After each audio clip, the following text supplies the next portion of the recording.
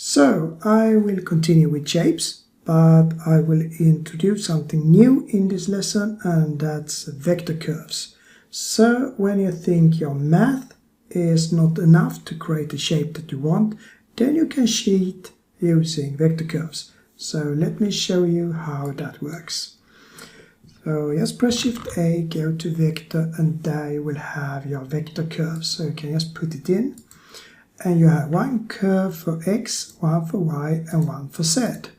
And these curves are exactly the same as what we normally get from the UV. So if I take the UV, put it to the vector, they will separate X, Y, Z by pressing Shift A, then go to Converter, separate X, Y, Z, connect the vector to the vector, and take the X to the X. You get the same result as you normally do, and of course, the same with the Y direction. If I now go back to X here and show you a little bit what this vector curve can do, then you will see. So it starts at 0, which is black, and that is also here, and it ends at 1, and that's the white thing here. So they are just a linear curve, exactly the same. But what I can do here is just to click on that curve to add a new dot that then will control this curve. So if I drag it down, you can see now that a lot of this will be black because we get lower values from this curve here. So if I then drag it up, you will get more of the white here, since I now will increase this. And the fine thing here is that it's really so that you can create as many points as you want to. So if I would like this to go down in the end, in the both ends here, and then just make it something like this, then it's okay to do that. I can just fix these things and make it black in the ends as I would like it to do. But as you work here, you can see that it's still white here, and it's black here, and the shape doesn't fit at all with this. So after you playing a bit here, you can feel that, it doesn't work as I would like it to be. Well, it's easily fixed. So what we do is that we just do the normal stuff here by pressing Shift A, Converter, Vector Math, change this to Subtract, change these to 0.5, and then we add a multiply, so Shift D for copy, then multiply, change these to 2, like this, and now you can see that when it goes down here, it goes down here, when it goes up here, in the middle, it goes up here, and when it goes down again, so it gets black. So if I drag this in the middle, you can see it's getting black, and if I drag it up here, it's white. So now it's starting to work in a good way here. So then we should know a little bit more about this vector curve, how we change the points and so on. So when I added a lot of points here, it could be that it was too many. Then I just select one and press the checkbox here or the cross, and it will vanish. I can select one other one, and then I can just move it if I want to. Here, just write the number in or just drag, and both for the height and for the width, of course. And I can also change the handle type, so it will be clamped, or it will be like a vector handle, so it's really sharp, or the normal auto handle here. And you can reset the curve if you want to, and if you have dragged something, so one of these are like outside or you want to see, then you can extend the curve so you can work with it and then go back and reset the view if you want to. So you can work a lot with this, and now we can just reset the curve here. So, but the hard thing is, how do you do a shape out of this? Well, then it's just to add X and Y together. So Shift A, Convert the Math, put an add into this, and now you can see this shape here.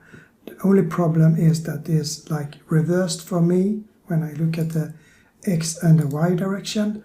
So what I would like to do is to reverse it again, and now I'm working with X. So I will only reverse it in the Y direction, and that I do by copy this multiply, Shift D, and change this to 1, change this to -1, and now you can see exactly what I see here. So you get the shape that I have down here.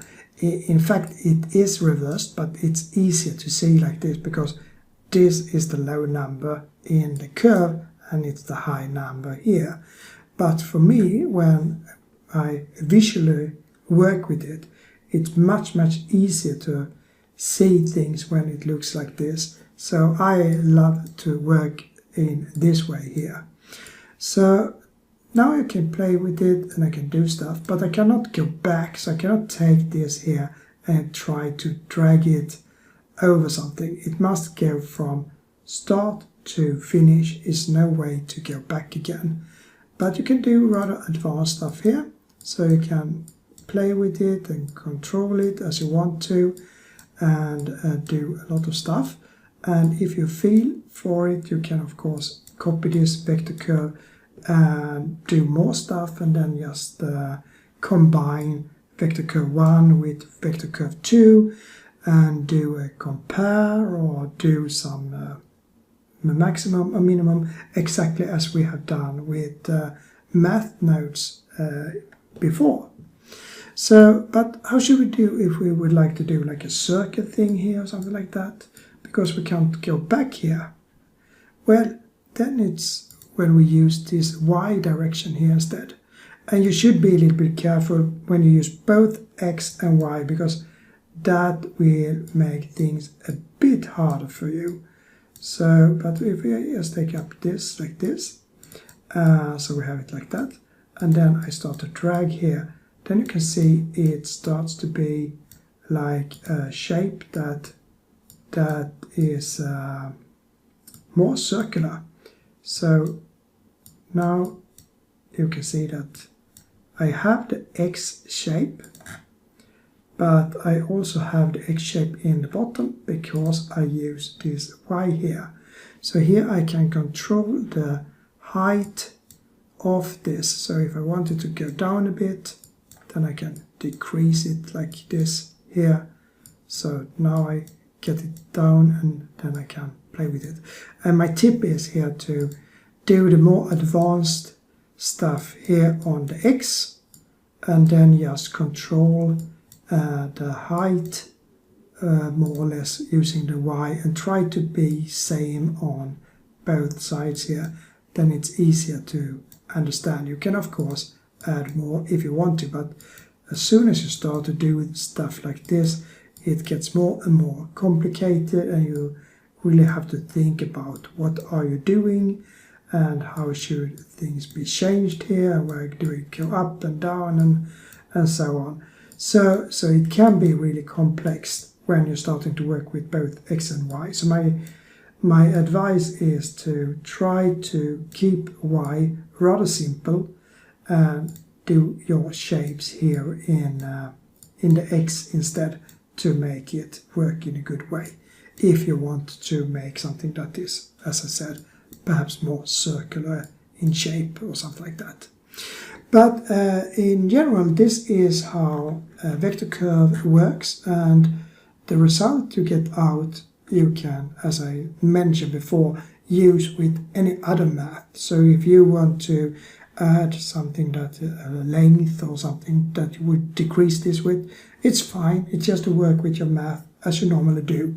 This is just a shortcut if you can't handle some math that you would like to do for some certain type of shape. Okay, so then you know a little bit about vector curves as well. Hopefully that was something that you can use in the future, and I will see you in the next session. So I just say bye for now.